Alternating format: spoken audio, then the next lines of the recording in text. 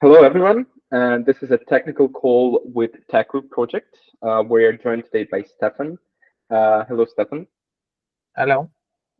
Okay, glad to have you here, guys. So everyone who's going to be watching this, it was recorded long, long ago, and this technical walkthrough with Teku project is done to give you more knowledge about the code base, give you more understanding about how the code works. So Stefan is going to do a walkthrough here for us, and I'm going to support him with some follow-up questions. That being said, Stefan, please take it away. Yeah, sure. Okay, so I'll just do a quick introduction of myself. I've been working in Teku since April 2022, a few months before the merge. So yeah, it was pretty exciting time to join the project. Before that, I was working in a bank on a Java backend. So yeah, jumping into Teku wasn't. I mean, it was very challenging because blockchain is so much different than centralized backends in banks that I was working on. But also I was familiar with Java, so I jumped in relatively quickly. Yeah, so my idea is basically I don't have any slides ready, but I will just go through the code, and I think I'll just go from package to package. Yeah, I'll just go from package to package and just explain, just in few words, what the package is about, and how it correlates to the specs. And then I will show a couple of interesting issues that we had, a couple of mainnet incidents, and yeah, maybe there are things to learn from there. Yeah, let me share my screen. Present now, right? Okay, I'll just share my entire screen.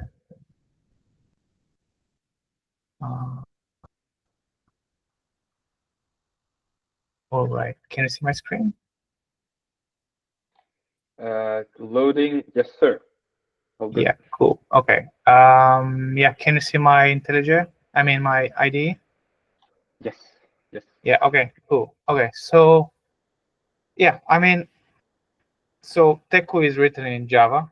It's yeah, it's a bit of a more older. I mean, it's not as mainstream as some of the other clients which are written in Rust, Go, but it's a very robust language, and it's verbose. But I like that verbosity because it can be easily reasoned about. And when you look at the code, I think it's more easily navigatable than other languages if you don't have experience with them. So I think that's the one benefit of Java. Also, its performance is quite good. So yeah, my idea is basically just to go through the packages and just to go through the code. So we can start one by one. We have a package acceptance test, which basically we write our own acceptance tests. If you look at them, they basically have a lot of them. Like we have stuff related to the merge. We have remote validated compatibility acceptance tests. We have a sync acceptance tests, voluntary exit acceptance test. So basically, we write when we introduce a new issue or a new fork, and there are some interesting new features, we will usually add a acceptance test. And this basically runs as part of our build. And they're able to capture some issues in advance, which is always good. And then we have quite a chunky package here called the beacon, which basically has a lot of the code for the beacon node. So if we go inside it, we have the proof of work, which is kind of going to be deprecated after Electro fork because of the basically all of this code is doing is the processing deposits as of now, where we still need to communicate with the execution layer to get the deposits. But after EIP 6110, deposits would come directly from via the engine API. So we would no longer need to code a YAML to get the deposits from it. And this whole package is very complicated, and so it's a good idea that we will eventually not use it anymore. But for reference, it is there. And yeah, actually there were a few problems with it in general with other clients as well. So it's definitely something that is brittle. So it is good that we're actually going to not use it anymore. And then we have the sync. So the sync basically has to do with syncing, and we have a backwards sync, we have a forward sync, and basically, actually in Teku, sync is not really optimized very much compared to other clients. This is a bit of a something that it's in our backlog. But since there is checkpoint sync and you can easily quite fast sync to the head, we haven't spent the time to look more into it. But basically, yeah, this has everything to fetch blobs and blocks via the RPC.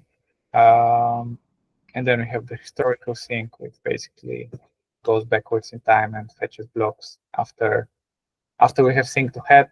Basically, we go back and fetch historical blocks. And we have a couple of storage modes where we can prune, or we have the minimal, which basically stores only a certain amount of blocks, so that historical fetcher doesn't go to Genesis pretty much never, unless you have like an archive node. So that's the sync. So yeah, just remember it is a bit of a code which could be improved on. So in terms of attacking it, there could be some things which, yeah, could be attacked. But since checkpoint sync is used quite widely used, I'm sure it's not a big problem. And then we have the validator package, which is basically,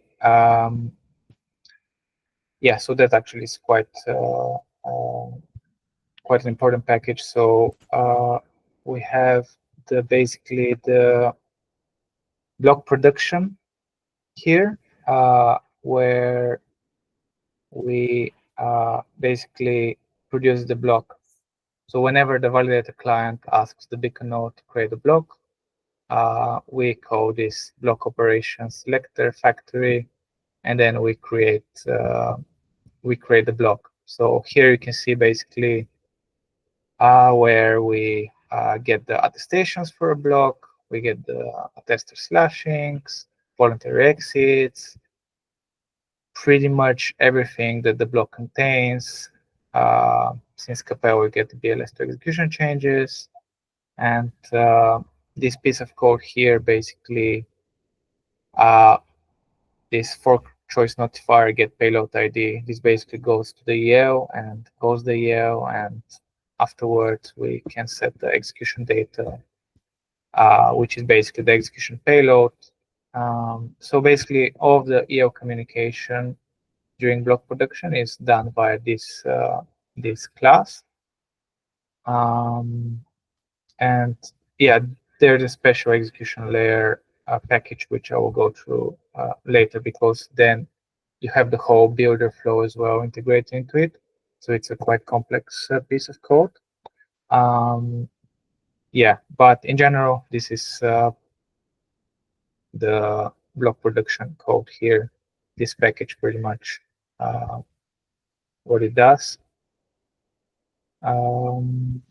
So yeah, this is the beacon package. Yeah. By the way, keep free to stop me at any time if you have any questions. Please continue. No, you're doing really great. I think, yeah, just covering the code. I don't want to interrupt you on the other side. Yeah, I'll rather sure, save my questions at the end. So yeah, please continue. Cool. Yeah. Okay. So the data package, I can go through this relatively quickly, but this has to do with the beacon API. So yeah, basically all of these things, I think it relates to the beacon API. basically, yeah, we have the provider here, which is yeah, basically getting the blocks. This is basically all related to the beacon API, getting data from the beacon node. So everything related to beacon API, how the data is retrieved, is going to be in this package. Yeah, not that much interesting.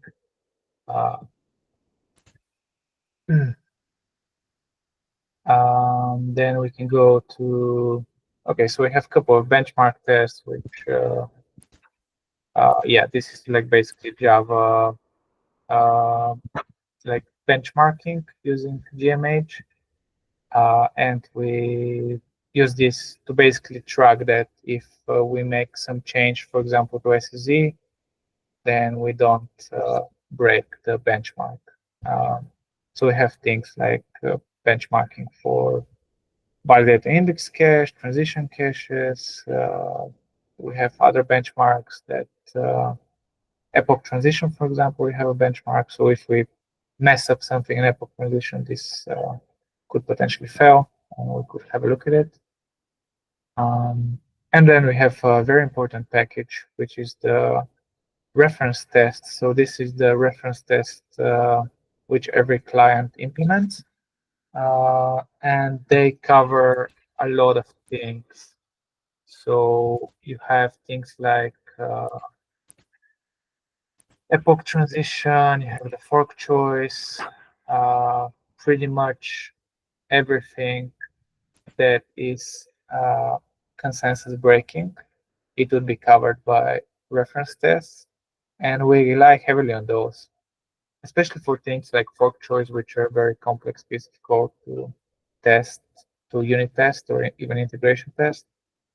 We trust a lot the reference tests for this type of things, because they're very, I mean, there are a lot of them, and quite often we break them when they're new forks. When we work on new forks, we break reference tests, and then we realize that, oh, okay, we made we had a bug which we need to fix.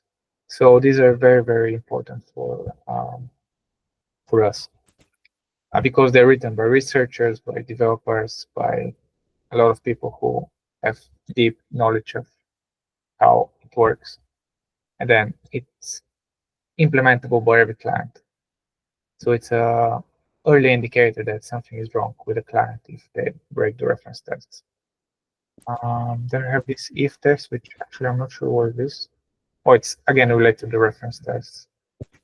Then we have Ethereum package, which is quite chunky.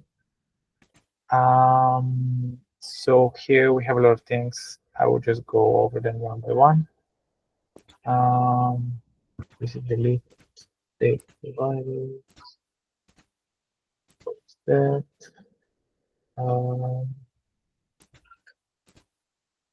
Okay, so yeah, so we have something called the block processor, which relates to, I will open my browser for a second, and I'll go to the consensus specs. And if we go to, yeah, by the way, if you haven't seen this is pretty much the specs that we're implementing. So we have the phase 0. I'm just going to go to phase 0, not going to go to fork specific. But here we have, for example, the block processing here, which is basically takes a state and a block, and it basically mutates the state, so that yeah, it basically changes the state given a block. And we have this block processor here, which I'll show later, different implementations of it. And yeah, here we have things like state cache,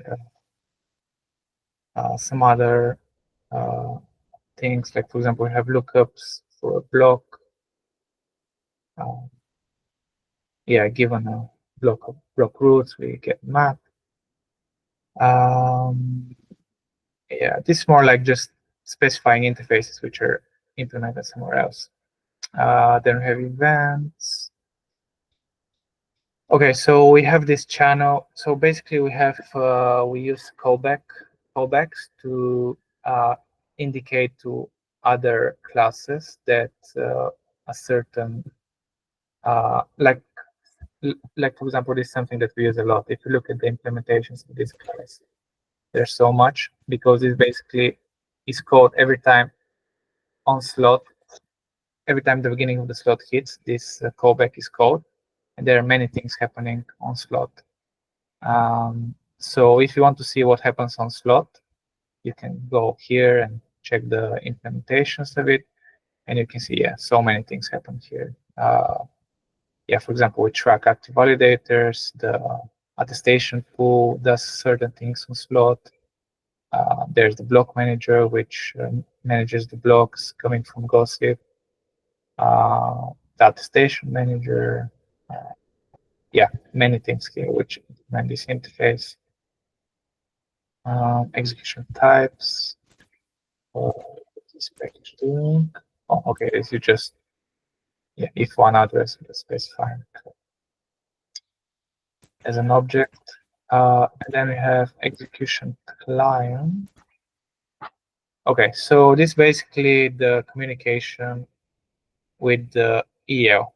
So here we have things like we communicate with the execution client using a library called Web3j, which is quite a popular library for Java, for Java to integrate with an Ethereum EL node. So we use it to call the engine API. And yeah, everything regarding calling the EL here is here. And we also have the builder communicating with MEV Boost. Essentially, we have it here as well. So yeah, so the MEV Boost uses REST API. The EL uses JSON RPC. So that's why we need Web3j. For the MEV Boost, we use OKHTTP, which is another HTTP library. The execution layer. Okay, so this is actually the communication. Okay, so this is basically when I was going through block production, where you're getting the execution payload from the EL. All the logic in the code is pretty much in here. And we have this, not this one, this execution layer. Yeah, so we have this execution layer block production manager. It's actually pretty self-explanatory. So we have this method called initiate block production, and we have a boolean which called do we want to use the builder, which I mean 90% of validators this is true when MEV Boost is used. So basically we execute the builder flow, otherwise we execute the local flow, and the local flow is pretty easy. We call the engine get payload on the engine API, and then we populate this execution payload result. For the builder flow, it's a bit more complicated. We have this execution layer channel where we have builder get payload. So this is basically an interface where we get the payload from the builder, but this could either be a builder payload coming from MEV Boost and coming from relays and builders, or it could be fallback data because either the MEV Boost didn't imply in time when we tried to get the header, or there was like the circuit breaker, which basically states that if there are n number of empty slots in an epoch, then we don't use MEV Boost.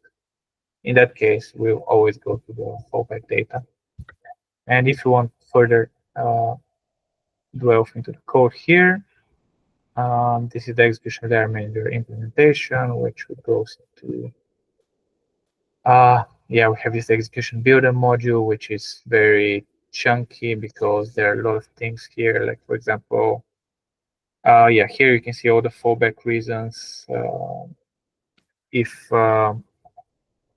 we haven't sent any validator registrations to MEV Boost, if I mean, this transitional finalize basically if pre-merge, if the circuit breaker is engaged, if builder is not configured, builder not available. Yeah, basically all these fallback reasons. And this piece of code just basically gets header from the builder. Oh, there's also a interesting one where we compare the bit. So we compare the local block value against the MV boost value, and if the local block value is higher, then we just use the local EL rather than boost. Yeah, so all of that piece of code is here. Yeah, so this package is pretty much calling the engine API for block production. Jackson deserializers. Not sure what is this. Okay, there's one classic here. Stefan, if you don't mind, yeah. One question from me. Yeah, so I think on a high level, that like explains the code. I'd say let's try to approach it like from security researcher perspective. So imagine that if someone checks out the code like for the first time and they have like a limited amount of time, only a couple of weeks to like skim through the code. Can you maybe highlight the parts of the code that, in your opinion, the most vulnerable, or at least you're not like you're not sure about them, and you would recommend them to look into them like in the first place? Yeah, I see. Okay, yeah, sure. Okay, so one thing I would say is the database access. So we have all this package called storage. So just check where it is. Yeah, we have this whole package called storage where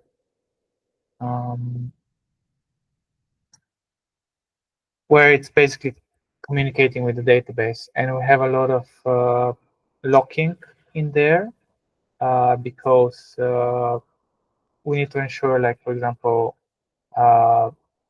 there is no concurrent access to a certain object, so that's why we lock some of it. But if you understand the code well enough, I suppose there could be some way to kind of force Teku to be in a deadlock regarding the database. So yeah, I think database is definitely something that, I mean, I'm not super familiar with database. I haven't worked with it very much, but it is some things which has proved to be slow in the past and brittle. So it is definitely an area of the code which could be attacked, in my opinion. And actually, some of the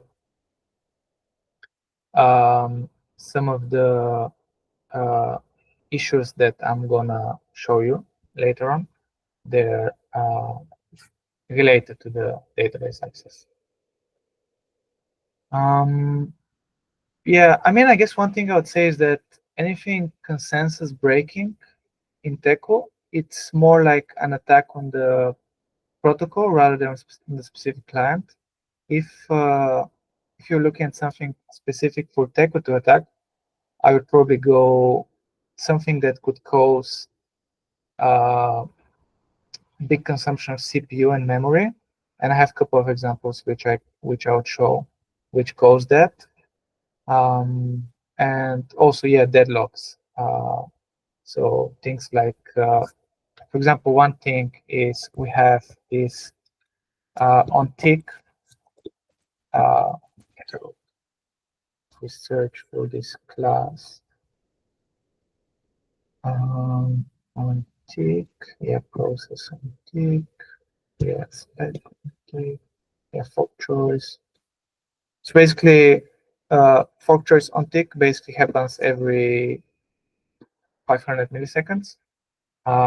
And this is, if we look, okay, I think it's easier to just show the specs. If you go to fork choice, A0, we go to on tick. And we see here, basically, we're implementing these things where we implement on tick per slot. If we go there, yeah, so we do all this logic here for on tick, which is pretty much vital for keeping up to the head of the chain. And this thing is, if this thing is blocked here, then the next one can't progress. So yeah, there could be some ways to force this to be very slow, and then this will affect the overall progress of the chain. And we had few cases where this slowness upon tick, or there's some sort of like lock waiting, that this caused issues with users keeping up with the chain and maybe failing block proposals because they're not on top of the head. So yeah, this is definitely a part of the code which is which could be attacked in some way if yeah, if there's a way to do so, because it's basically yeah, if this is slowed down, then the whole chain progression slows down. Yeah, and this all the fork choice here is basically executing on tick and the block processing. Yeah, does this answer your question, Tim? I'd say yes. Yes, this is awesome. This is exactly what we're looking for. You've been talking so much about those issues that you want to cover. Maybe we can transition to them. Yeah, because I think Stefan, sorry, just to cut you off. Like additional question here would be like first one, of course, cover the issues that you talked about. The second question here is that if there were any audits made in the code, any audits that reviewed the code, any interesting findings from those audits.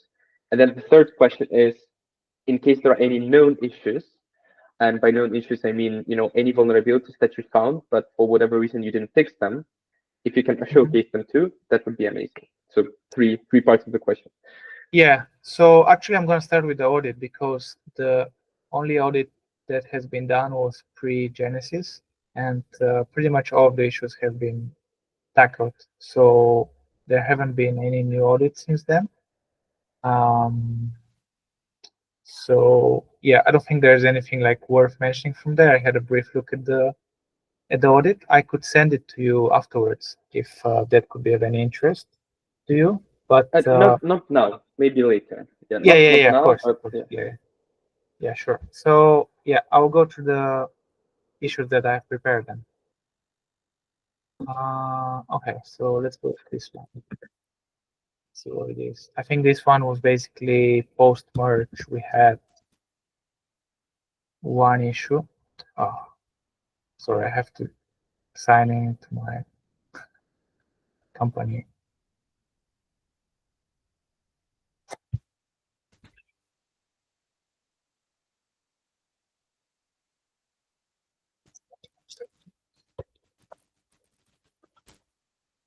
Okay.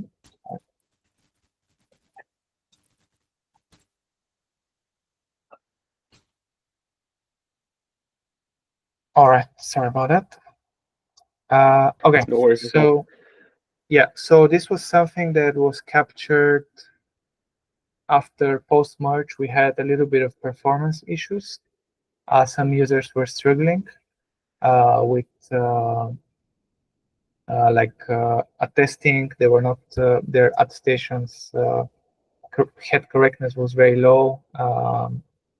Their node was overall struggling.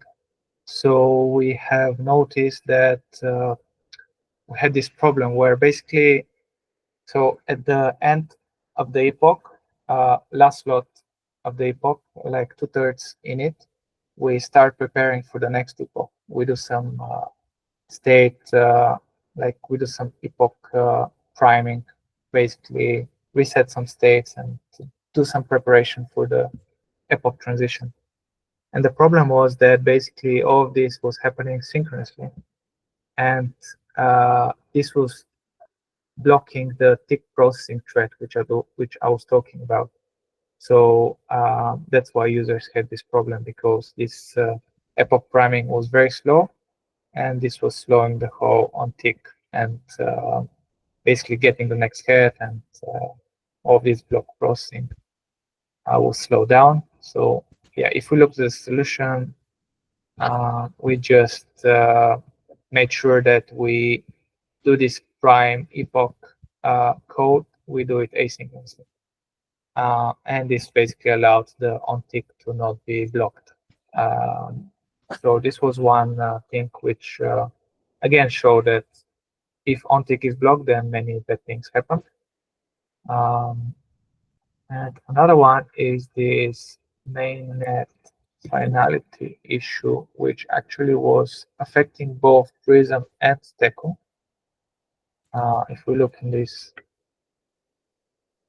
postmortem from Prism, actually, we saw that there was finality delay of 4 epochs on Thursday. And actually, around that time, we kind of knew what the issue was, but we didn't release a fix for it because we thought it's like a one-off thing. And then actually, the same instant occurred the following day. So we kind of thought that it's actually an attack on the network. What the issue was basically a lot of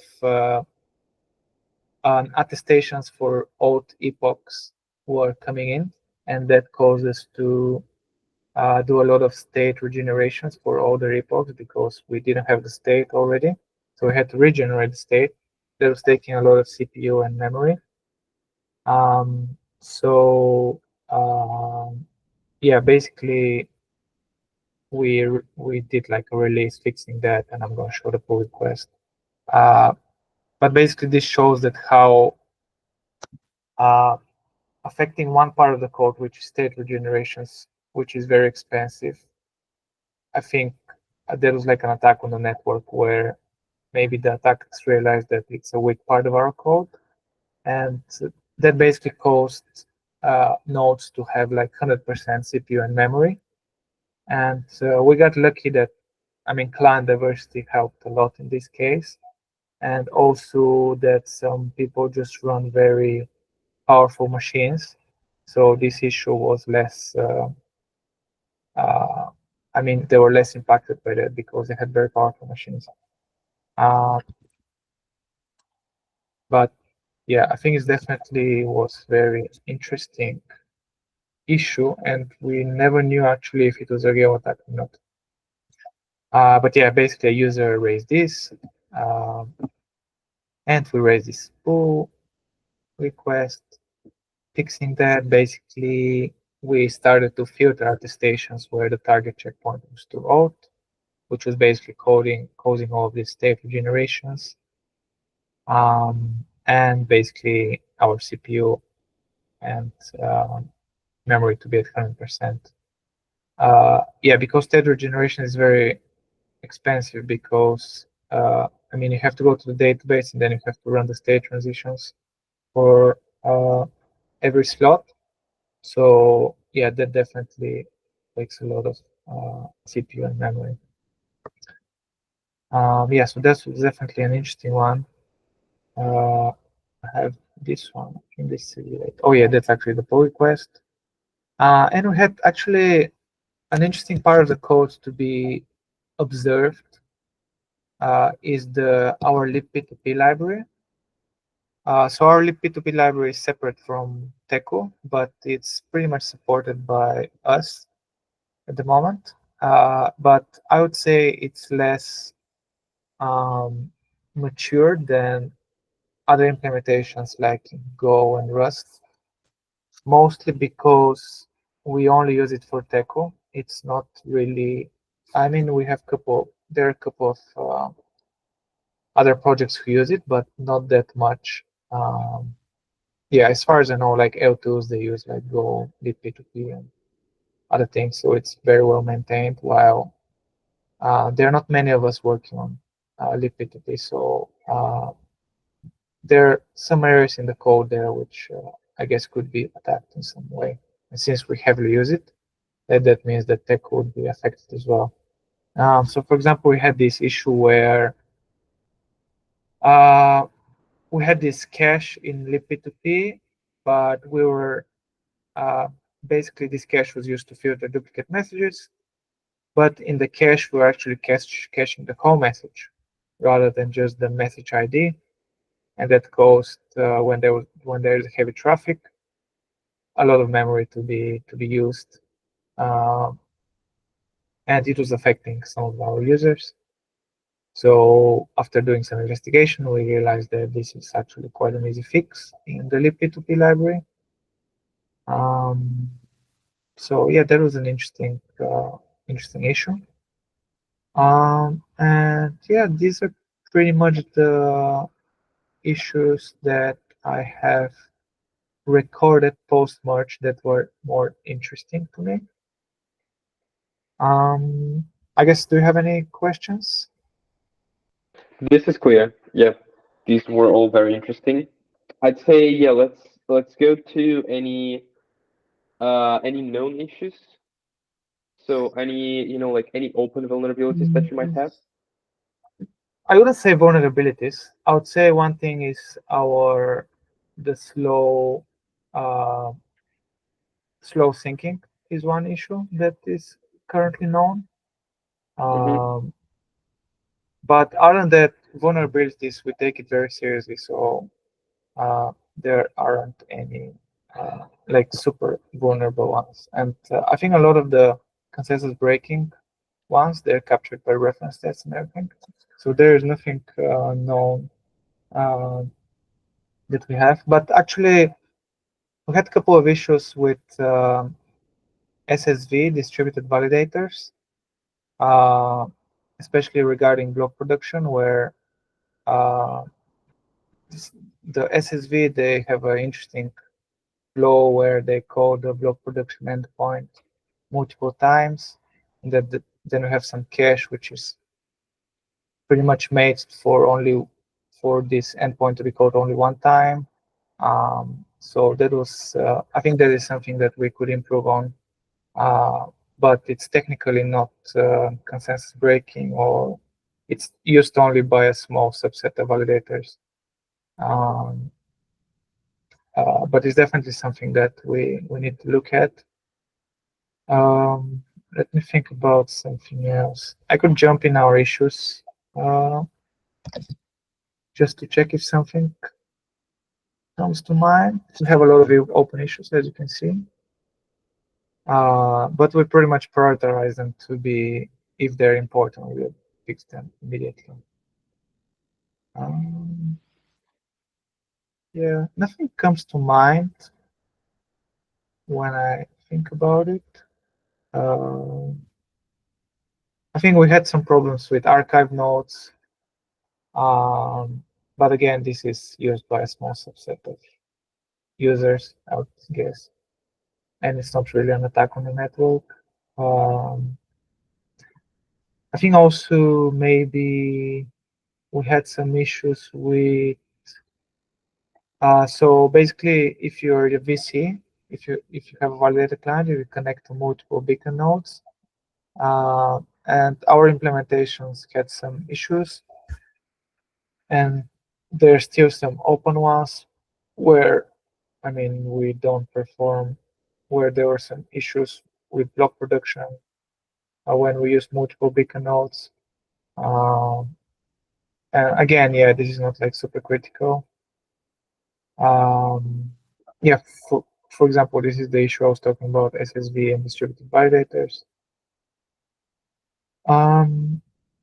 Other than that, yeah, if you have something very critical, if you have a user who has contacted us, they have an issue, and we take it very seriously and we immediately fix it. But yeah, nothing in the open issue that is really critical, I would say. Got it. Got it. Makes sense. I think this is good enough covering all the vulnerabilities and known issues and everything. My last question would be, what is the best source for whiteheads to learn about your protocol? So what's the best reading points, documentation, By where can they find it? protocol, do you mean Ethereum protocol No, or Teku. Teku? Teku. Teku. Yes. Okay. I think the easiest way is to really jump into the code I mean, we have a documentation, but it doesn't really cover how the code works. I usually ask this question, like, how up to date is your documentation? Because some projects tell me like, yeah, we haven't updated it in like quite a while. Is it well Okay, updated for so Teku? let's have a look. Uh, thing is, this documentation is more about how to do certain. This more like user-facing documentation. It's not a documentation of the source code. So you have things like how to install Teku, how to connect to network, connect like some peer connection issues, monitoring nodes, like you can install Grafana dashboards, things like that. Yeah, actually, some of these are useful if you're looking to attack Teku in a way that you install all of these dashboards and things like that and track Right, right. that. Because Yeah. they approach this sometimes from like a user perspective. So learning how a user can use Mm, Teku, it's okay, also okay. very Yeah, knowledgeable. yeah, So yeah. yeah, yeah, yeah. I see, I see. Yeah. Um, yeah, sure. So yeah, our documentation is pretty much up to date. Whenever we introduce a new parameter, we add it. And yeah, I guess all of this could be tried to be attacked in certain ways. I think we had like, for example, there was one issue recently regarding proposer configuration. Let me double check. Basically, yeah, we have this feature to basically another way to prepare validators. For example, you set the fee recipient, you see if the builder is enabled or not. So you can disable the builder flow for certain validators. Basically, we broke this in one of our latest releases where we did some JSON. We stopped using. We basically deprecated one old way of using JSON, but we missed something which was affecting the proposer configuration. So that basically broke that communication. So users who were using this, basically, it was broken. So yeah, this was basically one recent issue that we had. But yeah, I would say most of these are pretty much up to date. Maybe some of them are not like updated to like the latest changes or anything, but I would say they're pretty much up to date. I guess also one thing is the IPv6. We recently introduced IPv6 functionality, and this one, just because the whole network is not using IPv6 very much, I think there are some issues with peering and things like that. So it's an interesting area to kind of see if it could be broken. Yeah, I would say our documentation is a good area for user. If you want to test as a user if you can break something or not, it has all the documentation. I mean, all the how-tos and references, all the client, all the CLI arguments.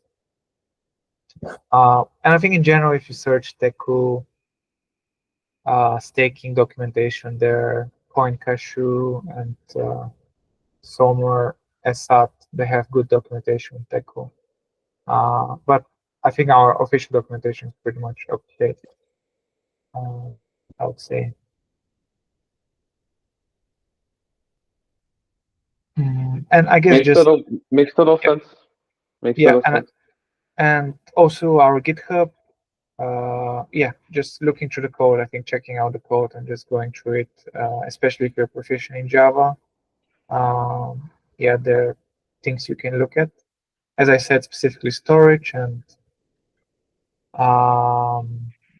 yeah, specifically storage is pretty much, I would say, an interesting area to look at, and on-tick processing. And we have a Discord which we look at, so it's a good area for you to get in touch with us. if you have any questions. Nice. We have That's very welcoming of you. Thank you. Yeah. We have a Teku. So in our consensus Discord, we have a Teku channel, and we also have a Teku contributors channel. And the Teku contributors is more about if you have any questions about the code specifically. If you want to raise a pull request, or if you ask any questions about the code, we'll be happy to help there. Wonderful. Wonderful. Thank you so much, Stefan. This was very insightful, very detailed. I'd say anything, like any last thoughts, any last, qualifications, anything else from your side, just to make sure we wrapped it up. I'm interested, like, how exactly are we going to, do you have like specific people who are knowledgeable of Java and the specific programming languages, or it's a one group? Like, how do you approach this? Sure. So the way Immunify works, so we are a bug bounty platform, and Immunify and JSON projects are going to have an attackathon there, which is like a big open audit if you oversimplify it. So essentially, we have approximately 1,000 whiteheads. So like overall, I think we have 5,000 whiteheads, but active it's like give or take 1,000 whiteheads who hunt on the platform. And essentially, what's going to happen is that once we have an attackathon review, the scope assets, so the in-scope contracts, will be put in on the website. The code will be in there for review, and then any whitehead can go there, check out the code, and report a vulnerability. So we have one of the best in the world, I think. Yeah, best of the best whiteheads in here. Most earning, like most earnings, most places, and everything. And yeah, those guys, they're proficient in like multiple languages. We have people who hunt on, C, Rust, Go, Solidity, Java. Like those guys, they like break wormhole and other stuff, and they kind of do it for the living. So yeah, they're just gonna check out the code. Ethereum is very interesting for everyone because this is kind of a mastodon of crypto. Everyone is interested to take the challenge and see if they can find at least a low vulnerability, and not speaking about higher criticals. But yeah, so it's open for everyone. Everyone can participate and try their luck, and then based on the total reward pool, which is going to be a certain very large number, the rewards are going to be distributed. So something like that. Okay, yeah. So it's very interesting because, like in my opinion, like the client codes is separated into protocol breaking stuff, and then you have like language specific things that you can break. So yeah, it's good that you have people from all backgrounds to to capture everything pretty much.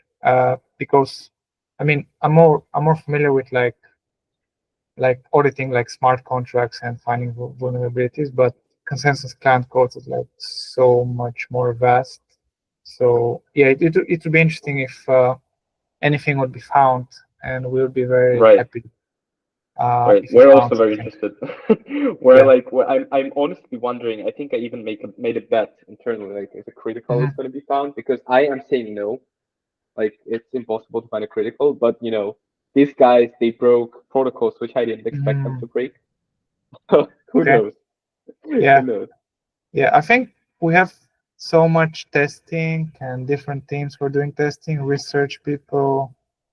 Yeah, that I would be. I think most attacks wouldn't be on the protocol, in my opinion, but they would be on the client specifically. Yeah, so I would be very excited to see what happens. And are you also testing EL clients or just CL? I think we have like approximately 12 clients, like 12 projects, which we're cooperating with. I'm not sure if I can disclose the names. Probably they're going to be disclosed a bit later. Yeah. But those are like all the it's probably Ethereum consensus group. Yeah. So, yeah. Okay. Cool. Yeah.